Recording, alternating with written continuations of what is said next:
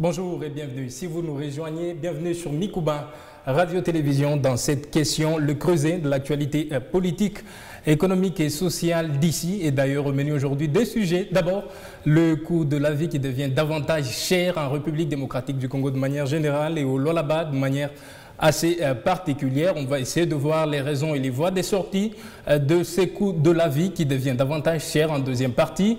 On va parler bien entendu du processus électoral avec le Lualaba aujourd'hui qui avoisine les 80% d'enrôlés. Est-ce que les débuts de ce processus électoral peuvent nous inspirer de la crédibilité?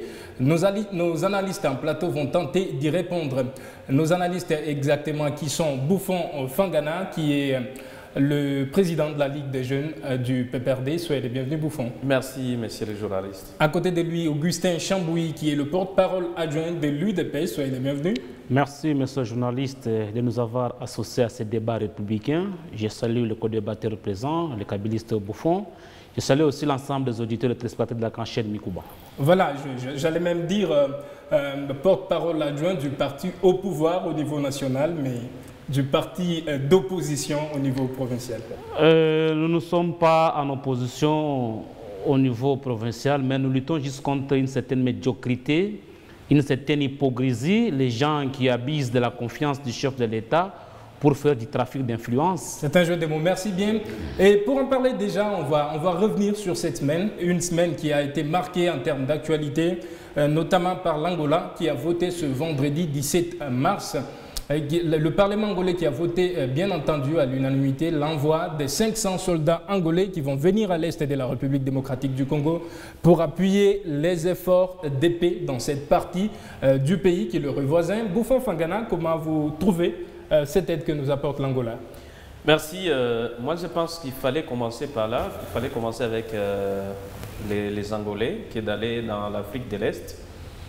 Parce que depuis très longtemps, l'Angola a toujours été aux côtés de la République démocratique du Congo. Vous allez vous rappeler quand il y avait encore la guerre à l'époque d'agression toujours, c'était l'Angola qui était venu juste pour nous aider à l'est de la République et on n'avait même pas duré avec cette guerre-là. Je ne sais pas pourquoi nous sommes plongés dans les alliances ou dans les accords avec l'Afrique de l'Est.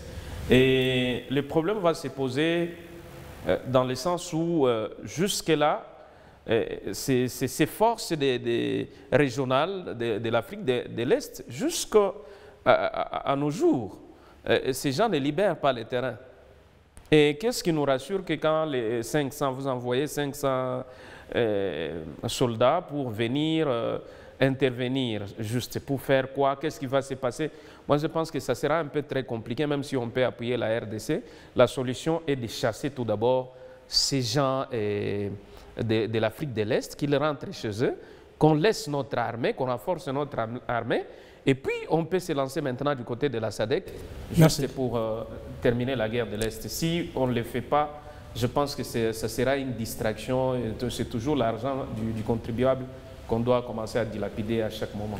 Merci Bouffon Fangana. Augustin Chambouy, cette semaine aussi, les ressortissants de l'ancienne grande province orientale.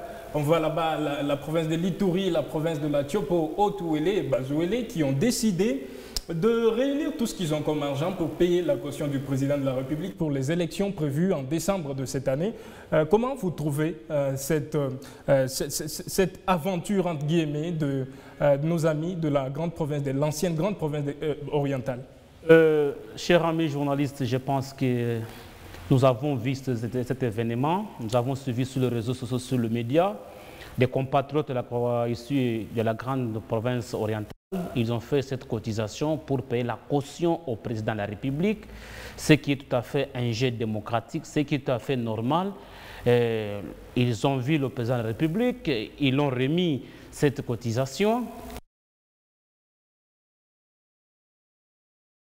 L'argent venu du Lualaba, se sont réunis à Kinshasa quelque part pour dire que non, Maman Fulani a contribué pour la proposition au président de la République. Mais il y a un peu certaines questions qu'on doit un peu se poser. Est-ce que le président de la République démocratique du Congo, Félix Antoine Tshisekedi, a-t-il vraiment besoin de ce genre d'initiative? Non, mais on a vu la réaction du président. Le président était joyeux en recevant cette caution. Je vous ai dit que le président a reçu cette somme d'argent, mais il a canalisé ses fonds vers les Caritas, les actions humanitaires, pour votre information que je vous donne.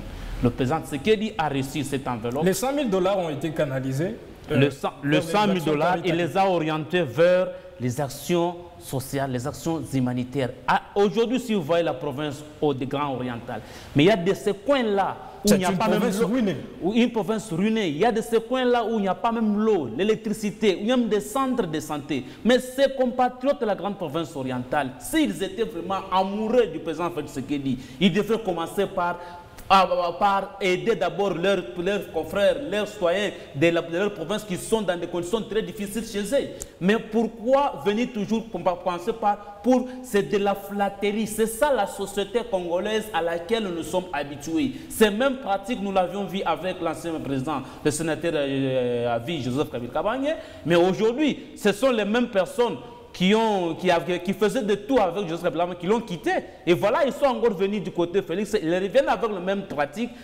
Moi, j'ai beaucoup aimé la réaction du président. Il a réceptionné ces montants. Il a dit ces montants, je veux les canaliser vers les casses des actions humanitaires pour aider un peu la situation, le peuple lambda. Il faut rapporter de l'eau à votre moulin, Augustin Chambouy. Rappelons que Kisangani, qui était par le passé la 3e ville en République démocratique du Congo en termes d'importance, aujourd'hui, elle ne l'est plus. Elle a perdu cette place au profit de Goma. Est-ce que la province orientale pouvait se permettre un tel acte?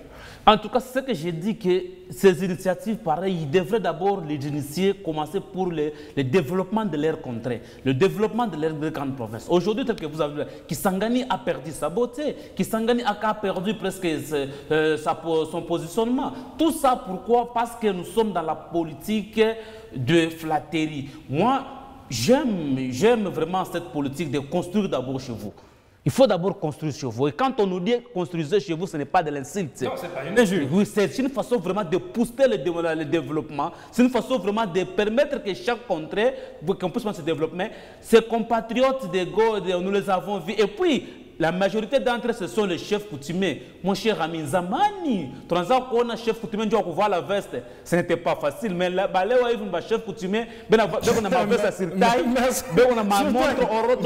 On sent que la société congolaise est en train de perdre ses valeurs. Merci bien. Bouffon Fangana, cette semaine aussi, la Cour pénale internationale, la CPI, qui a lancé un mandat d'arrêt international contre le président au pouvoir en Russie, Vladimir Poutine. Comment vous voyez cette décision de cette haute cour? Merci beaucoup. Je pense que ce sont des aventuriers. C'est ça les termes que nous devons utiliser. Ils pensent que Poutine, c'est comme quelqu'un qui est dans les pays du tiers-monde où vous pouvez vous réveiller des grands matins, vous venez chez lui, vous dites « Poutine, nous venons vous arrêter, venez à la CPI » comme ils le font en Afrique. Ça, c'est une aventure qui ne dit pas son mot. Donc, Poutine ne sera pas arrêté. Et tous ces pays qui oseront seulement toucher à Poutine, nous allons entendre, ça sera maintenant Satan 4, 6 et 5 qui sera maintenant lancé dans son pays et on doit tourner cette histoire, on doit effacer ces pays-là sur la carte. Nous ne voulons pas qu'on en arrive là, qu'on laisse Poutine. La guerre qui est en Ukraine là-bas, nous connaissons que c'est l'Occident qui est à la base de tout ce qui se passe au niveau de l'Ukraine. Lorsqu'il s'agit de l'Ukraine, vous voyez, c'est mobiliser, il faut qu'on arrête les types du côté de la CPI, Poutine. Mais s'il s'agit de Kagame ici, à côté ici de chez nous, quand on vient, on nous dit non, c'est depuis 1994, tout ça, 2 poids, 2 mesures. On ne regarde même pas les problèmes de la RDC. C'est pourquoi nous disons l'histoire de l'Occident. Nous devons nous départir de l'Occident, nous concentrer sur l'affaire de l'Afrique.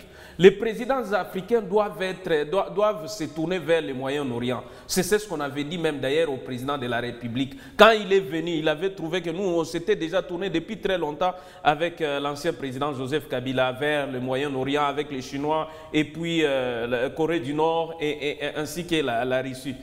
Et il a changé, il voulait aller du côté de la France, la Belgique et aussi les États-Unis. Et comme conséquence, on les laisse maintenant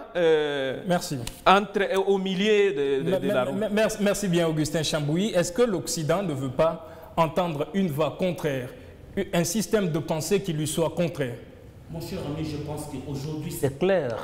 La géopolitique internationale démontre que nos amis partenaires traditionnels européens, américains, communément appelés les impérialistes, ils sont en perte de vitesse, d'abord ici en Afrique. C'est pourquoi vous avez vu les différentes visites de certaines personnalités européennes ou bien américaines en Afrique. C'était une façon de réchauffer leurs relations diplomatiques. Regardez ce qui se passe avec l'Afrique de l'Ouest, avec nos amis burkinabés, libyens, Mali, guinéens. Ils ont chassé certaines forces françaises. Il y a un sentiment. Donc, il y a un sentiment de ras-le-bol. Donc, je pense que les impérialistes doivent d'abord commencer par lancer un mandat d'arrêt international contre George Bush, qui est allé assassiner Saddam Hussein chez lui à la maison.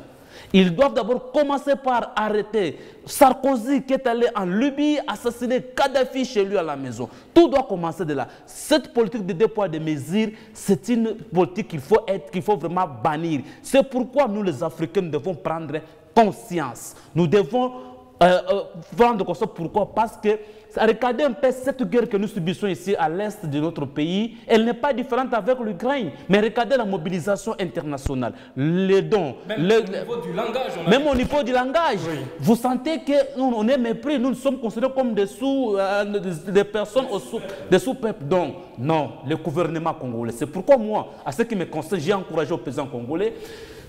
À la guerre de l'insécurité de l'Est, nous avons besoin qu'on trouve des solutions. Nos partenaires traditionnels, le secrétaire des Nations Unies avait dit que la MONUSCO n'est pas en mesure de faire face avec le M23 à faire la guerre. On a vu ces aventuriers de l'Union des Conseils de sécurité, ils sont venus ici, ils nous ont dit que la guerre ici, il est mamboyé nous. Moi, j'encourage au président, tout en gardant des relations traditionnelles avec ses partenaires, de faire confiance même aux forces Wagner de la Russie. Regardez ce qui se passe au Centrafrique.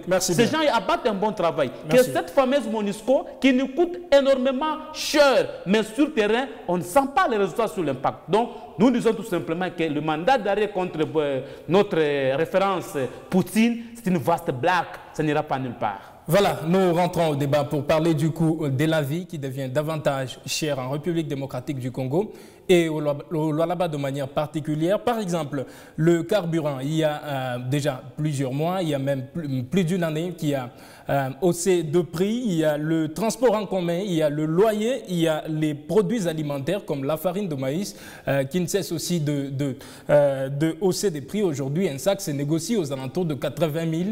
Est-ce que, d'abord, une question, Bouffon Fangana, aujourd'hui, quand on a 2 enfants, on est marié, on a une famille de 4 personnes, on vit à Joli-Site au Lualaba. Avec combien peut-on vivre par mois? Il te faut au moins $2 000. $2 000? Oui, parce qu'il faut le loyer. Il faut tout d'abord calculer le loyer de l'autre côté, les transports tout d'abord pour les enfants, chaque jour les amener à l'école. Admettons que l'enfant étudie à Mwanga. Hein, c'est un exemple que je donne. Mwanga, pour aller quitter Joli-Site, amener ton enfant chaque jour de l'autre côté, il te faut au moins 10 000 francs pour les transports. Parce que tu dois utiliser, je ne sais pas quel mécanisme, si c'est les bookings que tu dois prendre pour l'amener et aller-retour. Si c'est aller-retour, là, je pense que même 20 000 francs que tu dois dépenser du côté Joli-Site pour amener ton enfant. Si c'est les transports, normalement, on doit transport en commun, c'est-à-dire tu dois dépenser aller-retour. Parce qu'il faut arriver au niveau de Mwangeji. De Mwangeji, tu prends vers la ville. Parce que là, quand tu amènes les enfants, il faut dépenser au moins 10 000 francs. On comprend que c'est coûteux. Bouffon Fangana, qu'est-ce qui peut expliquer cette cherté du coût de la vie, par exemple, là-bas? Je pense que c'est l'échec de la gestion de la chose publique. Ça veut dire quoi? Les dirigeants ont échoué, commençant par, parce que moi je ne peux pas parler seulement du Lualaba, l'économie c'est en général, je commence par le niveau national. c'est le régime qui a échoué à imposer les changements qu'ils chantaient à longueur de journée quand ils étaient encore à l'opposition. Ils ont échoué à tous les niveaux parce que, regardez les transports, quand les sénateurs avaient Joseph Kabila Kabange quitte le pouvoir, il nous laisse les transports à 250. Mais aujourd'hui... 250 francs, quelle destination? 250 francs, oui. Quand vous prenez un bus en commun, vous quittez Malou vers Cité Manika. Vous payez 250 francs. Ça, c'est en quelle année? Donc, en 2018, oui. 2018 c'était ça les prix. Et aujourd'hui, aujourd'hui, nous sommes à 1000 francs. À 1000 francs pour aller à la Cité. Quand vous quittez, auparavant, on payait 500 francs pour aller à l'huile. Mais aujourd'hui, pour aller à l'huile, il faut payer 1500. Vous comprenez un peu l'écart. Donc, c'est un peu compliqué avec la gestion actuelle. Je peux vous dire ceci. Auparavant, même les EA qu'on avait, ce qu'on appelle zone d'exploitation minière artisanale, les creuseurs pouvaient se retrouver de gauche à droite et la circulation de la monnaie était là. Mais on a récupéré ces EA au profit des hommes politiques en créant ce qu'ils ont appelé des coopératives. Quand on a commencé avec le mouvement des coopératives, c'est là qu'on a détruit les lois là-bas. Parce que les creuseurs aujourd'hui n'ont pas le droit d'aller lui-même dans des maisons pour chercher les Chinois qui achetaient les produits. On nous avait créé un centre de Lagos ici, je ne sais pas jusqu'à ce niveau, jusqu'à ce stade, qui n'est pas opérationnel. Je ne sais pas pour quelle raison. Pour l'intérêt mesquin des acteurs politiques, c'est là qui sont dans les mines, parce qu'ils pensent que si on peut canaliser l'argent et, je ne sais pas moi, les minéraux à un endroit.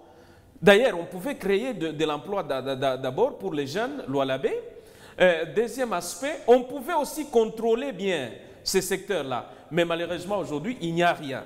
Moi, je pense que même au niveau national, ils ont échoué à tous les niveaux, que ce soit au niveau provincial, où on nous disait que l'argent, c'était maintenant en abondance, ils ont échoué. Merci. Les sérieux pouvaient être seulement de dire, comme nous avons échoué, dans tous les pays du monde où vous allez trouver les dirigeants qui sont conscients et sérieux, quand vous voyez que nous avons échoué, c'est de rendre seulement les tabliers pour dire, bon, on n'a pas le choix, que d'autres dirigeants viennent continuer ce que nous avons fait, parce que Billy Touranzak Ouazia, quand nous sommes entrés maintenant sur le terrain, nous avons trouvé que c'est compliqué. On vous redonne la parole. On vous redonne la parole, Augustin Chambouilly. Parmi les économistes parmi les causes de cette hausse du coût de la vie, il parle de la Covid qui a frappé le monde il y a quelques années. Il parle aussi de la guerre en Ukraine. Est-ce que vous avez d'autres raisons pour expliquer cela? Cher ami, je pense que ce sont les deux raisons valables qui expliquent cette cherté de la vie que nous subissons aujourd'hui à la démocratie du Congo. Je vais expliquer cette question sur deux volets, au niveau national et au niveau provincial. Au niveau national, c'est cette guerre de l'Ukraine surtout.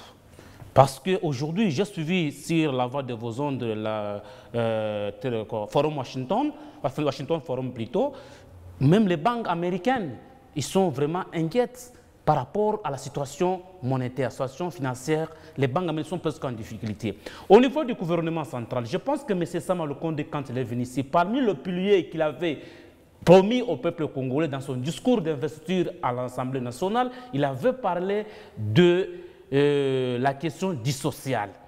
Il y a eu un budget qui a été voté. Mais aujourd'hui, au sein du gouvernement Sama Lukonde, le ministre de l'économie n'est pas là depuis qu'il a été injecté. Il n'a jamais été remplacé. Mais dites-moi aujourd'hui, les députés, où sont-ils? Parce que la vie, même le président de la République dans ses discours, les différentes autorités dans les discours, ils reconnaissent que non, la situation sociale n'est pas bonne sur le terrain. Chacun reconnaît, mais c'est là où nous interpellons le député. Qui doit être responsable de ça? Nous sommes dans un régime semi-présidentiel. Le président règne mais ne gouverne pas. Celui qui gouverne, c'est le Premier ministre. Le Premier ministre est issu de la majorité parlementaire, de l'Assemblée nationale. Donc ici, nous interpellons le député. Ce sont les députés qui doivent interpeller M. Sama Lukonde. Congolais. Parce que ça ne va pas. C'est tous les points de la vie. Mon cher ami, le ministre des Finances, à chaque conseil des ministres, il nous dit comment il y a eu la mobilisation des recettes. Cette mobilisation des recettes, l'augmentation de ce budget-là, wakati ngine tulikuwa na 4 milliards. Mais on avait quand même un coût de vie passable. Mais aujourd'hui, on nous parle de 14 milliards, je ne sais pas comment c'est, 14 milliards ou 11 milliards. C'est en tout cas beaucoup d'argent. Mais cet argent-là profite à qui? On devrait sentir cela dans les quotidiens du peuple congolais. Des grèves à travers la République, les impayements, n'en parlons même pas, mais on sent que les institutions de la République sont beaucoup plus budgétivores. Il est budget, ça va beaucoup plus, ça bénéficie ça plus finit au niveau des institutions. Suivez même le rapport de l'ODEP. L'ODEP vous dit que le gros de budget national est consommé par les institutions de la République. L'une des raisons, l'un des motifs que le président de la République avait évoqué lors de la rupture de la coalition SOS-Cash, il avait parlé de la réduction des trains de vie des institutions. Jusqu'aujourd'hui, le président nous a promis cette promesse. C'est là où nous l'encourageons. En tant que le garant de bon fonctionnement des institutions, il doit prendre son ordonnance réduisant le nombre de trains de vie des institutions. Parce que on parlait il y a quelques minutes du Parlement angolais qui a voté cette disposition qui envoie 500 soldats angolais ici chez nous. Le Parlement angolais, ça fait 223 députés, alors que le Parlement congolais fait 500 députés. Ça dépend aussi. C'est le double. Par rapport, ça dépend aussi de la démographie. La démocratie, ça dépend aussi de la capacité de la population. Parce que on avoisine aujourd'hui dans les 100 millions. Mais l'Angola, c'est presque 40 millions. J'ai vu le Parlement chinois, c'est 2000 quelques députés. Le nombre ne compte pas. Le problème, c'est la qualité des élus qu'on doit avoir. Regardez, je vous donne par exemple ici à Kolwezi. Nous avons 4 sièges au niveau national. L'honorable Mouyej, l'honorable Tzainga, l'honorable Fifi, l'honorable Kovas Paix à son âme. Tous ces 4 députés ne siègent pas. Ceux qui siègent, ce sont leurs suppléants. D'office, encore leurs membres de famille. Ils sont où? Ils sont nulle part. Bientôt, récemment, la vacance parlementaire a pris fin. Vous les avez vus où? Donc, on comprend tout simplement que les élus que nous avons envoyés à l'hémicycle, ce sont les gens qui ne sont pas à la hauteur. Quant au niveau provincial, oui. Chers amis, il y avait une politique de la subvention des agriculteurs, les gros et les petits. Cette politique a été mise en place. On n'en parle plus. Ouais. Cette politique a été mise en place par le gouverneur Richard Mouyej Manguessens avec son ministre, l'honorable Mwelechi. À la campagne agricole de 2021, on n'a pas donné des engrais chimiques aux agriculteurs. Vous comprenez? Et cela aussi a aussi de l'impact sur ce que nous subissons ici. Ils n'ont pas reçu les engrais? Ils n'ont pas reçu les engrais. Même cette saison ici, ils l'ont fait avec un retard. Tout ça pourquoi? Parce que c'est une stratégie qui a été mise par l'ex-gouverneur. Comme on n'est pas dans le principe de la continuité de l'État, ici on privatise les actions du gouvernement, on a pénalisé les agriculteurs et cela a eu aussi de l'impact aujourd'hui même sur la vie chère et à Bunga. De point de vue, le Lualaba aujourd'hui est malheureux d'avoir des amateurs, avoir aujourd'hui des stagiaires à la tête de la province, les gens qui sont dans l'incapacité notoire, qui sont aussi insensibles au cri de la population. Dans cette même lancée, quand on regarde cette situation de la hausse du prix de la farine, au Katanga, par exemple, le gouvernement provincial dirigé par Jacques Yaboula fait des efforts, communique sur des efforts qui sont entrepris au niveau de cette province-là. Et même au niveau de partenaires comme la Zambie, les gouverneurs Jacques Yaboula qui a séjourné même en Zambie. Mais quand on vient au Lualaba, on a l'impression que le gouvernement provincial est dans une sorte de gémanfouchisme, dans une sorte d'indifférence, ou plutôt dans une sorte de... C'est plutôt de la stratégie. Je me perds un peu dans tout ça. Est-ce que vous pouvez me situer comment analyser l'attitude du gouvernement provincial? Ce qui est vrai, il y a à manger et à boire dans cette affaire parce que on peut dire que les autorités sont insensibles, mais moi je pense que le Lualaba est géré par Kinshasa. C'est la poche privée de Kinshasa. Oui. C'est là qu'ils viennent ramasser l'argent à chaque moment. Je vous dis que... Même pour faire les champs, il faut attendre que Kinshasa donne l'ordre. Ça doit partir du nouveau... Moi je cherche à vous dire... Vous savez, l'IGF a fait, depuis l'indépendance de notre pays, nous n'avons jamais vu un service de l'État comme l'IGF, l'inspection des finances, aller dans le bureau général des finances, aller se planquer dans une province où c'est l'IGF qui contrôle, même pour la sortie de l'argent, comme la province du Lualaba. Oui. Donc c'est leur caisse privée de Kinshasa, du gouvernement de Kinshasa, de ces régimes où ils peuvent puiser l'argent s'ils ont besoin de l'argent à dilapider, à faire ceci. C'est les lois là-bas parce que l'accès est facile. On trouve que les autorités qui sont ici ne savent pas dire non pour dire que nous avons une autonomie de gestion. Ce qui nous revient, nous devons, ça peut nous aider à construire. Parce que les autorités ne font que dire oui, oui, oui. Parce que si il y a par exemple une résistance, vous êtes sur une chaise injectable, on peut te chasser, on peut t'éjecter sans pour autant avoir pitié. Alors, regardez tout d'abord aujourd'hui, nous avons un gouvernement démissionnaire. Même si par exemple nous pouvons parler de Madame Fifi qui gère aujourd'hui, nous disons que Arisha déjà Kwenda, Arisha Kutoka. Donc il est en train de faire ce que nous appelons la gestion des affaires courantes. Il faut qu'on organise les élections depuis la démission de Richard Muyej Manguesmans qui était le gouverneur du Lualaba. Donc on comprend que le gouvernement est démissionnaire. Alors même s'ils peuvent entreprendre beaucoup de démarches pour nous amener de la farine ici, il faut demander toujours à l'IGF parce que c'est l'IGF qui gère la province du Lualaba aujourd'hui. Donc on est en train de mettre nos autorités localement ici comme des étiquettes seulement. C'est pour embellir, pour montrer au monde que non, à la province du Lualaba, Kouko dirigeant, mais c'est Kinshasa qui gère. Ça aussi, c'est ça la manière que l'IDPS est en train de gérer, que nous dénonçons. Il fallait remettre les pouvoirs totalement. Si par exemple, dans les légalités, qu'on organise les élections. Si c'est Madame Fifi qui doit revenir encore, vous lui donnez la chance qu'elle revienne, qu'elle doit postuler, qu'elle passe au niveau de l'Assemblée. C'est ça la légitimité, qu'elle ait le plein pouvoir pour maintenant gérer la province. De la manière dont nous travaillons ici, moi, dans ce sens-là, je contredis cette manière de faire de Kinshasa et de l'IDPS. Maintenant, revenons à la farine. Oui. À la farine, ça a été une mauvaise politique, tout d'abord du gouvernement provincial quand ils avaient encore la main mise. Parce que la gestion de la chose publique, c'est une continuité.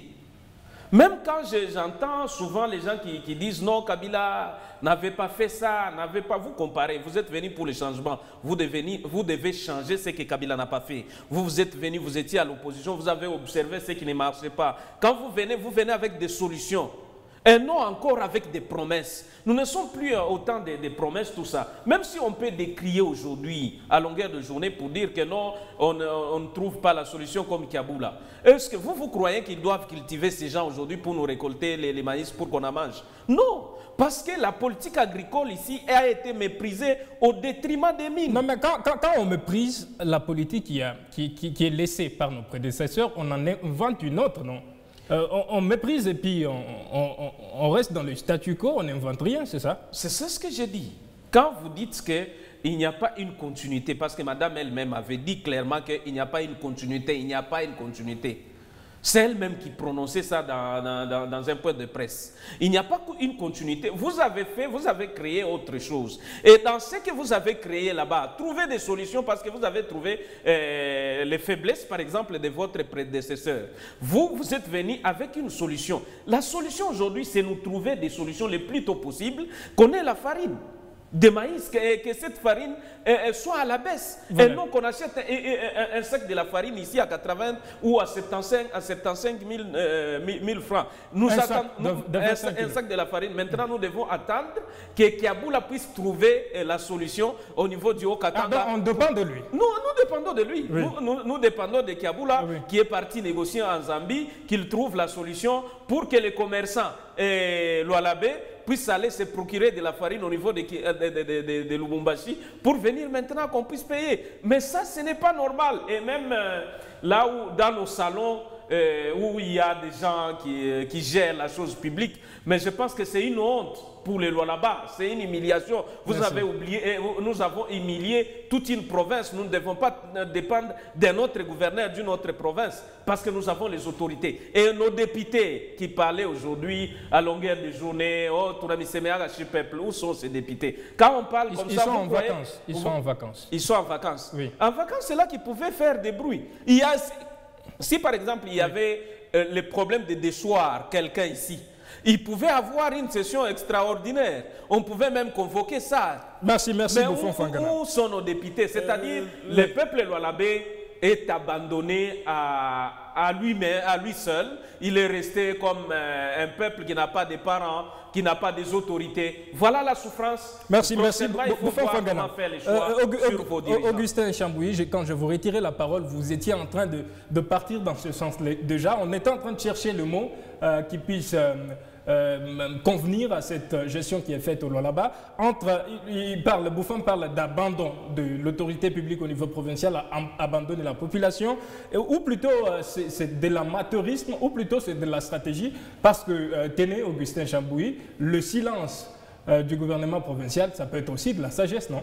Je pense qu'avant d'abord d'arriver, j'ai entendu le compatriote Bouffon accuser l'IDPS sur la situation du Lualaba.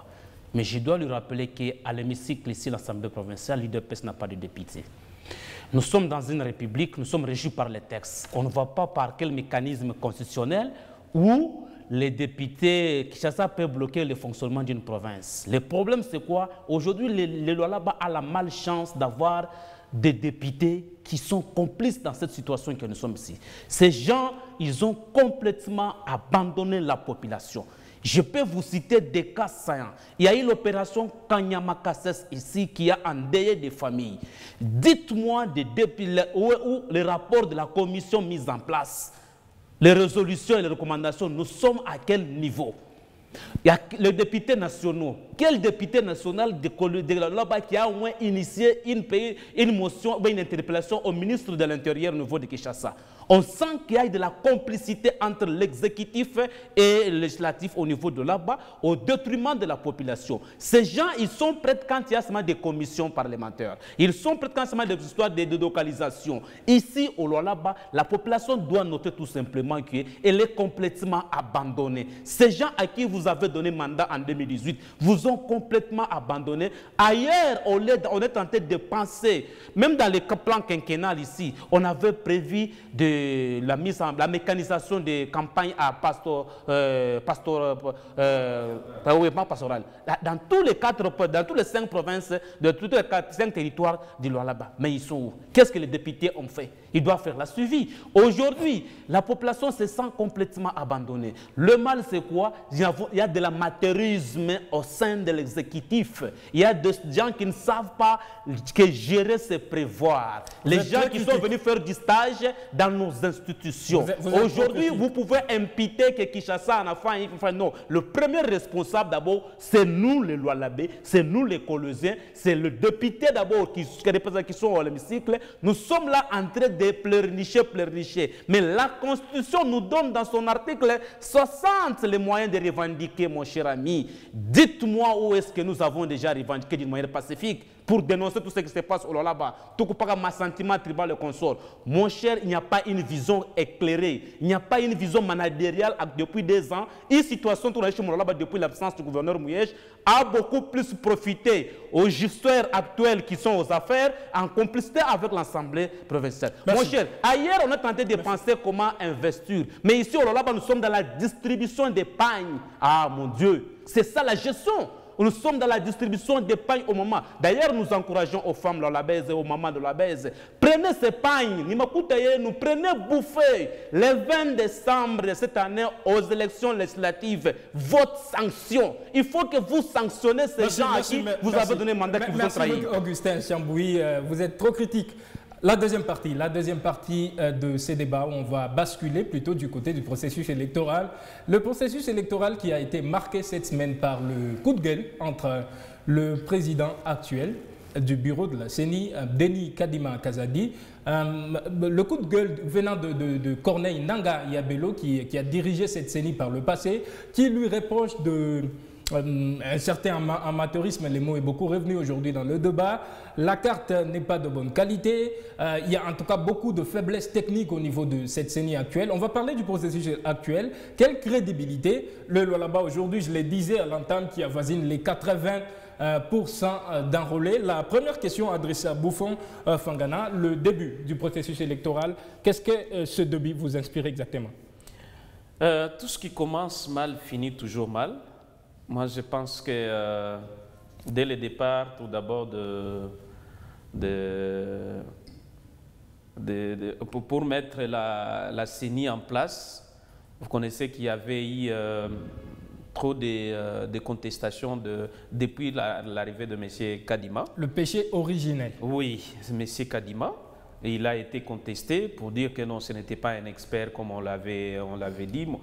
C'est un monsieur qui était expert en conflit électoral. Et il ne connaissait rien de tous ces mécanismes de la CENI parce que partout où il est passé, M. Kadima était un observateur. C'est comme les gens que nous envoyons comme observateurs dans chaque pays pour voir ce qui se passe.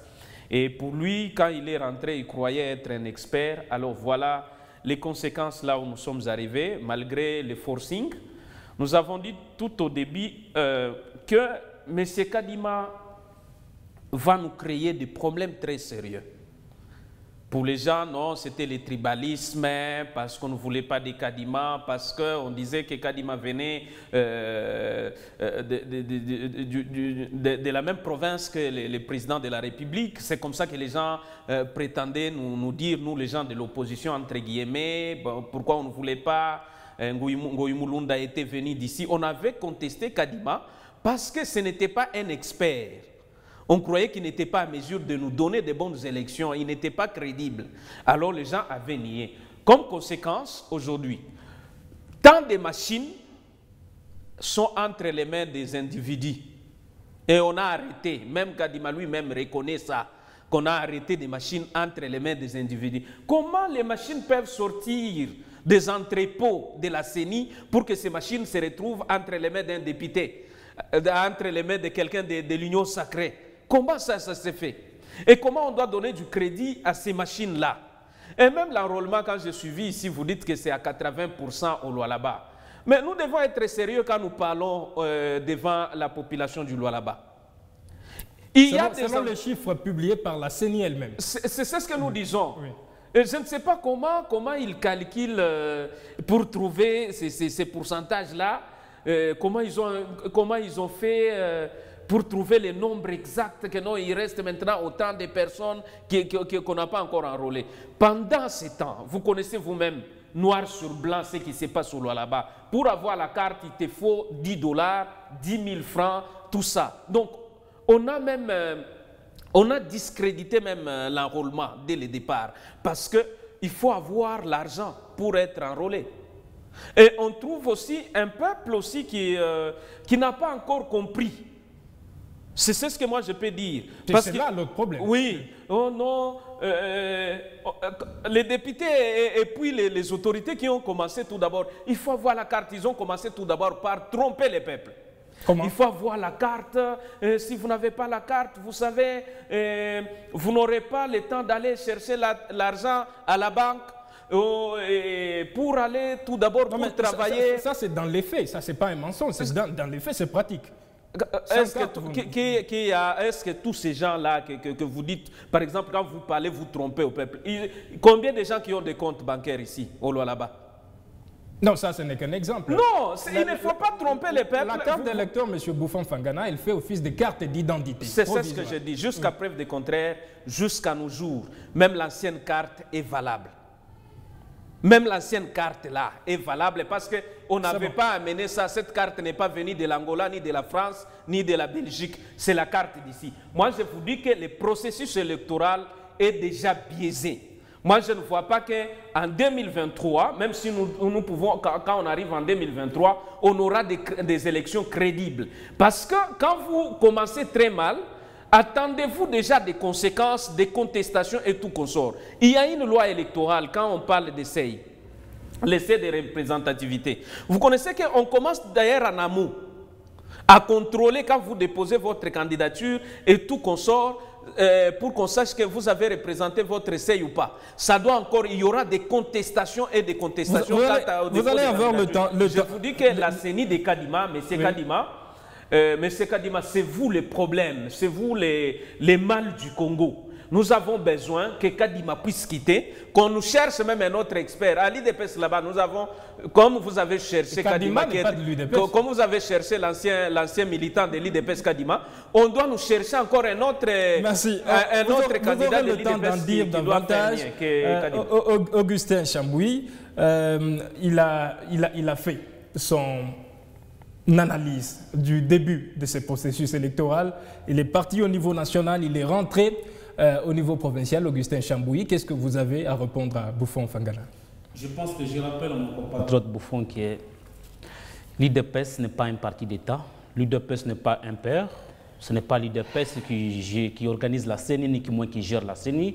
Nous savons bien que la CENI, c'est une institution d'appui à la démocratie. Elle est composée par l'opposition, majorité et société civile. Quand on parle de l'opposition, d'abord, il y a un député, PPRD, Didier Manara, qui est l'un des vice-présidents de la... Donc, voilà, jusqu'à la preuve du contraire, ce compatriote, il cotise même au sein du PPRD. Donc, là, de ce côté, on doit d'abord mettre ça. Et puis, il rappelle encore à mon compatriote Bouffon que depuis 2006, 2011, 2018, le processus électoral a toujours posé des problèmes de contestation. Je pense que même le déroulement du processus, il n'y a jamais eu un processus parfait. J'apprécie aujourd'hui le rôle que jouent les amis du PPRD parce que c'est un rôle d'opposition. C'est ce que nous faisions. Ils sont dans leur rôle républicain, dans un rôle démocratique. Naturel. Mais ce qui est plus important est que nous devons beaucoup plus encourager à la CENI. La CENI, ce n'est pas l'individu Kadima. La CENI, c'est l'institution, l'ensemble de toutes les composantes. C'est un corps. C'est un corps d'améliorer la qualité du travail, d'améliorer la qualité de leur manière de faire. Aujourd'hui, à l'ouest, on a déjà terminé l'enrôlement. Je n'ai pas entendu des contestations dire que non, Kukubantumo Fulani a pas enrôlé à Pan. Aujourd'hui, il y a des provinces qui sont parties jusqu'à 112% d'enrôlés. 112% d'enrôlés. Donc le problème, c'est quoi? Aujourd'hui, le PPRD a lancé l'appel à ses compatriotes, à ses militants de ne pas s'enrôler. Mais si je demande à l'épouse, Madame Bouffon, elle me dira que son mari s'est déjà enrôlé. Donc, c'est pour vous dire quoi? Il va avoir le temps de répondre. Oui. Donc, je vous dis, mon frère, le processus électoral, ça doit nous garantir la confiance de tout le monde. C'est vrai, nous sommes en démocratie. Les revendications de nos compatriotes du PPRD et de l'opposition peuvent être légitimes ou pas, mais ce qui est plus important est que ces élections doivent quand même réunir la confiance de tous les compétiteurs, qu'ils soient de l'opposition, qu'ils soient de la majorité, qu'ils soient de l'opposition, parce que nous avons accepté pour le processus démocratique dans notre pays. À chaque cycle électoral, nous devons respecter le délai constitutionnel et le 20 décembre de cette année, il y aura bel et bien élection, cher ami Bouffon. Là, notez bien, si vous êtes distrait, vous allez subir la même réponse que vous nous avez réservée en 2006. Donc, cette expérience, nous connaissons les conséquences de cette expérience. Nous vous encourageons, il est encore grand temps de mobiliser vos membres, dites à vos membres de profiter de ce laps de temps qui reste, de s'enrôler. Parce que vous serez en difficulté, vous êtes minoritaire. Aujourd'hui, la majorité de la population est mobilisée. Regardez même ici à Colizy, l'engouement dans des centres de vote. D'engouement dans les centres d'enrôlement plutôt. Mais vous sentez que, et j'apprécie vraiment le président, le secrétaire exécutif provincial de la CENI, il a bien dit que les 10 jours, on va enrôler. Le dernier jour, ils vont distribuer les jetons à toutes les personnes qui seront présentes le dernier jour pour qu'ils repassent après ce délai pour qu'ils soient enrôlés. Il fallait que même le dernier Lualabé ayant droit d'être enrôlé, qu'ils soient enrôlés. Donc, le processus d'enrôlement, vraiment de ce point de vue, c'est que moi je suis en train d'interpeller le gouvernement central et aussi même l'Assemblée nationale, le jeu de ping-pong entre le M. Kadima, le président de la CENI, et le ministre des Finances. Il y a un budget qui a été voté à l'Assemblée nationale pour le processus électoral. Mais il dit que depuis 6 mois, ils n'ont pas été financés. Mais je pense qu'il est grand temps que le député, même si on n'a pas tellement confiance en ces fameux députés nationaux, mais il est grand temps que le ministre des Finances soit interpellé. Il est grand temps que le Premier ministre soit interpellé, parce que nous devons respecter le délai constitutionnel. Mais ce Kadima, aujourd'hui, il avait donné son calendrier, et le calendrier avait des contraintes, et il avait mis le gouvernement devant ses responsabilités. Le Premier ministre avait garanti devant la représentation nationale qu'il va respecter les plans de décaissement des fonds pour la CENI. Aujourd'hui, ce jeu de ping-pong ne nous rassure pas. C'est pourquoi nous voulons que l'institution, même l'IGF, qu'il y vaille clair dans la gestion même de ces fonds alloués à la CENI. Voilà, on revient vers vous, Bouffon Fangana. Le multiple prorogation Il y avait eu d'abord 15 jours pour la deuxième ère opérationnelle dans laquelle se trouve le Lualaba. Il y a eu 10 jours. Est-ce que ces multiples prorogations sont symptomatiques d'un manque de planification en amont? Il y a eu une certaine négligence au niveau de la planification. Non, c'est manque d'expertise. Nous l'avons dit tout au début, c'est que c'était quelqu'un qui n'était pas à la hauteur, M. Kadima. J'ai suivi, il a cité Manara ici. Vous connaissez comment Manara a été récupéré, un ami d'Embossou? C'est dans l'ère amitié. C'est ce que j'ai dit. Oui. Dans l'ère cadrage, Toto Matembo, que vous citez, notre compatriote Lualabé, moi je cherche à vous dire qu'ils ont créé ce qu'ils ont appelé eux-mêmes FCC Mosaïque. C'est comme au Lualaba ici. Tous ces gens qui vous disent qu'ils sont du PPRD Mosaïque, ils vous trompent. Au PPRD, il n'y a jamais eu mosaïque. Tous ces gens qui sont partis d'eux-mêmes. C'est-à-dire, ils ne suivent pas la décision, ni par exemple, ils ne parlent ni avec Kabila, ni avec Vieux-Raymond Chibanda, ni Chadari dans le cas du PPRD. Ils sont du côté de l'Union sacrée, où ils ont leur patron unique. C'est le chef de l'État qui est le patron de l'Union sacrée. C'est là qu'ils sont. Ils ne sont plus de notre côté. Alors, quand vous dites que nous avons envoyé quelqu'un pour nous représenter, jusqu'à preuve du contraire, je vous dis, les forcings que vous faites, vous risquerez de les regretter en 2023 parce que le peuple ne doit pas accepter. En démocratie, vous connaissez, vous devez respecter quand même la loi mère que vous avez fui vous-même, parce que même pendant ce temps-là, vous avez fui de ne pas aller au référendum pour respecter cette constitution aujourd'hui que vous croyez maintenant être, où vous connaissez maîtriser la constitution, que vous avez fui à l'être. Aujourd'hui, vous avez même votre frère de l'IDPS, comment encore, Tsembata, qui est devenu un expert en constitutionnalité. Oui, c'est un professeur de droit constitutionnel. Oui, c'est ce que j'ai dit. À la trempe de Bouchard. C'est ce que j'ai dit. Il est expert, qui avait fui à l'époque, qui contestait, qui était aussi dans la rue, comme un opposant qui se respecte. Mais moi, je ne parviens pas à comprendre quelqu'un que vous appelez quelqu'un de l'opposition, qui n'a même pas une signature d'un représentant de quelqu'un de l'opposition, et vous l'appelez opposant. C'est sur quelle base, avec votre majorité artificielle que vous avez volée au cours dans cette même lancée, Bouffon Fangana, Corneille Nangaa Bello, qui est ancien président de la CENI en 2018, sa CENI qui nous a donné cette passation pacifique de pouvoir entre Tshisekedi et Kabila, il est passé dans les médias, surtout qu'il est devenu politique officiellement, il a son parti politique, de même que son vice-président Norbert Bachengezi Kantitima, qui a eu aussi un parti politique. Il a décrié la façon de faire les choses du bureau Kadima, il a parlé de blagues, il a parlé de beaucoup de faiblesses techniques, il a parlé de beaucoup de choses en tout cas, de beaucoup de choses négatives dans la façon de faire les choses du bureau Kadima. Le bureau Kadima n'a pas tardé de répondre. Ils ont parlé de beaucoup d'arriérés de loyer. C'est une distraction. Par Corneille Nangaa.